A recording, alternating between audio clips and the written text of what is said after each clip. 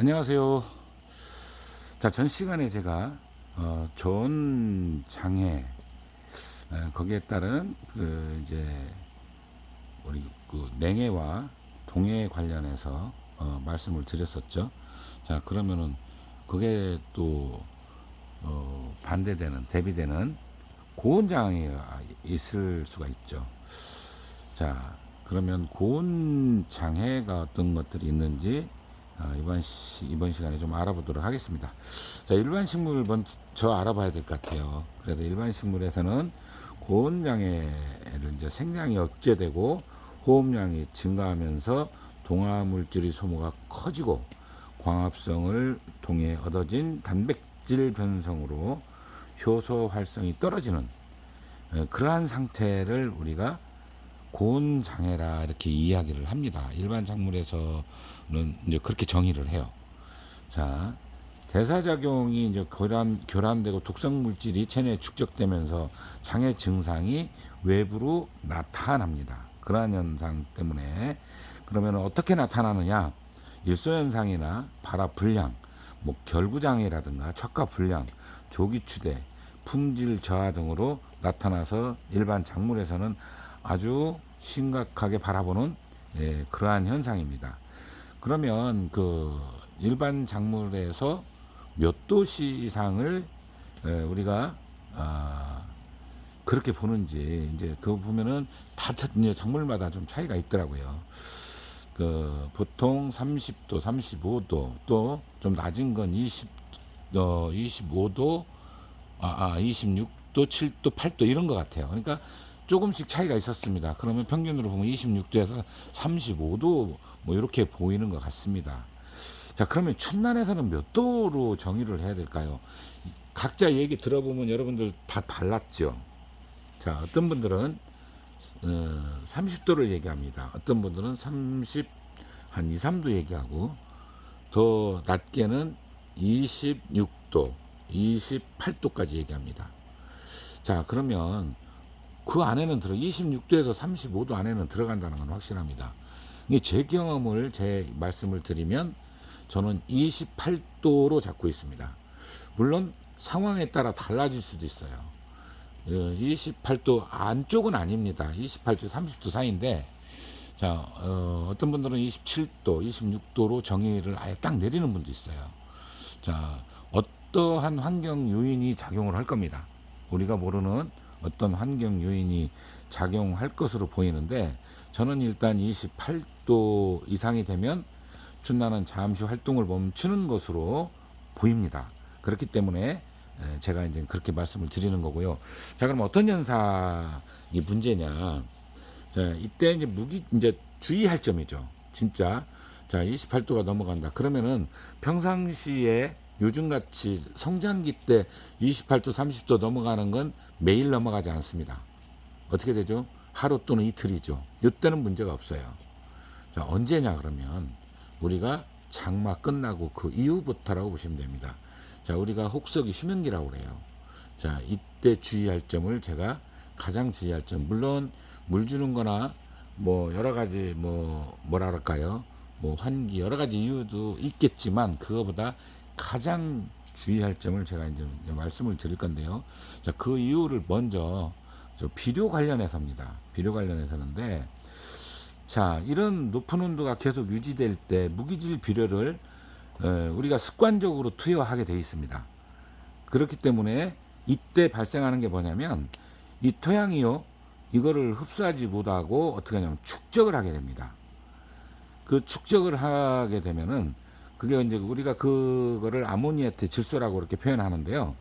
자, 이 아모니아태 질소가요 산소와 만나면 산화가 됩니다. 우리가 그걸 뭐 발효라고도 표현하는데 이때 산화가 진행이 되면서 열과 아모니아 가스를 발생하게 돼요.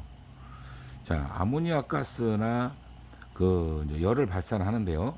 이러한 열과 가스는 뿌리를 상하게 하게 되어 있습니다. 자, 그게 안에서 화장터 안에서 그러지 않아도 온도가 높은데요. 자, 가스가 발생은 그래서 우리가 물 줄 때 어떻게 준다 그랬죠? 흠뻑 주라고 합니다. 그때는 완전히 그 가스를 교환할 수 있도록 주게 그거 우리가 그냥 야, 물을 여름에 흠뻑 줘야 됩니다. 줘야 됩니다. 왜 그러냐 물어보면 이거를 하나하나 설명하기가 어렵기 때문에 단지 그렇게 얘기하는 거예요. 자, 요거를 이해하시는 분들은 바로 물을 흠뻑 여름에 줘야 되는 그 목적을 아는 거죠. 자, 그렇게 해서 흠뻑 줘야 되고요.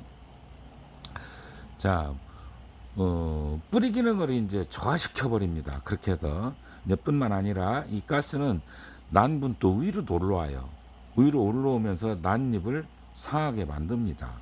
그래서 난잎이 갑자기 뭐 예를 들어 끝이 탄다든가, 난잎이 어떻게 좀 모양이 뭐라 그럴까 노대가 온다든가 이런 현상들이 벌어지는 거거든요. 자, 이 아모니아태 질소가 우리가 이제 적절할 때는요 꼭 필요라는 건 여러분도 잘 아시죠. 자, 무기질이든 유기질이든 아모니아태로 바뀐다 그랬죠. 예, 그래야지만이 춘난이 받아들이는데, 그래서 우리가 저것도 주죠. 자, 트리코도 주는 이유가 유기질을 주었을 때 쉽게 전환 아모니아태 질소로 질산태 질소, 아모니아태 질소로 바로 그 변환을 이끌기 위해서 그렇게 준다고 그랬죠. 그러면은 춘난이 평상시 유기질 받아들이는 것보다 그 양이 훨씬 더 프로스가 높다고 제가 말씀을 드렸죠. 예, 그렇게 해서 아주 적절한데, 자, 이게 축적이 되면은요, 그 양이 많을 때는 광합성이나 다당류 합성을 방해하게 돼요. 뿐만 아니라 우리 칼슘이나 마그네슘 흡수를 방해를 합니다. 예. 그러니까 우리가 이때 육안으로 보이는 현상이요, 입이 다 들어가는 거, 노화 현상 이렇게 볼 수가 있어요. 여름에 그럴 이유가 없는데 그랬다. 그러면은 그게 좀 몇 개체가 그렇게 보인다. 그러면은 내가 이거 충분히 물을 주어서 안에 있는 그런 축적된 부분을 일부 씻어내야 된다는 뜻입니다. 그러면 어느 정도 막을 수가 있어요. 자, 그렇게 하면은 우리가 좀 어느 정도 막을 수가 있고요. 또 그러한 현상을 줄일 수가 있습니다. 자, 영양분 이동을 방해하기 때문에 그래서 우리가 혹서기에 관수량을 늘려주는 것이 굉장히 중요하다. 제가 이제 이러한 말씀은 그 작년 여름에도 드렸었는데 올해 좀 일찍 하는 이유가 있습니다. 제가 말씀을 드린 이유가 뭐냐면 올해가 다른 해보다 더 더울 거랍니다. 뿐만 아니라 빈 양이 부족할 가능성이 있다고 제가 그 관리표 말씀드릴 때 했었죠. 자, 요거를 예측을 해보는 거예요. 지금 그러한 현상이 조짐이 살짝 보이거든요. 그래서 요즘은 배율을 제가 약간 높입니다. 2000배에서 한 2500배나 이렇게 좀 높이기 시작을 했어요. 자주 주되 필요로 신화 생장기니까 당연히 자주 줘야 되지 않습니까? 근데 그런 때 제가 살짝 횟수는 늘리되 배율은 낮추는 거죠. 높이는 게 아니라 낮추는 겁니다. 쉽게 얘기하면 2000배면 3000배 이게 낮추는 거죠. 예, 이렇게 해서 투여를 하고 있습니다. 노화 현상이 좀 보이거든요. 그러니까 요새 온도가 28도 넘어가는 날이 자주 있습니다. 자, 그런 거를 예방 차원으로 제가 그러한 행동을 하고 있는 겁니다. 자, 도움이 되실려나 모르겠습니다. 예, 다음에는 제가 또 이제 다른 그 이제 온도 관련해서도 또 몇 가지를 더 말씀을 드릴 수도 있겠다는 생각이 들거든요. 자, 필요한 정보들이 있으면 다시 우리 시청자나 구독자 여러분께 전달을 해드리도록 하겠습니다. 오늘은 여기까지입니다. 감사합니다.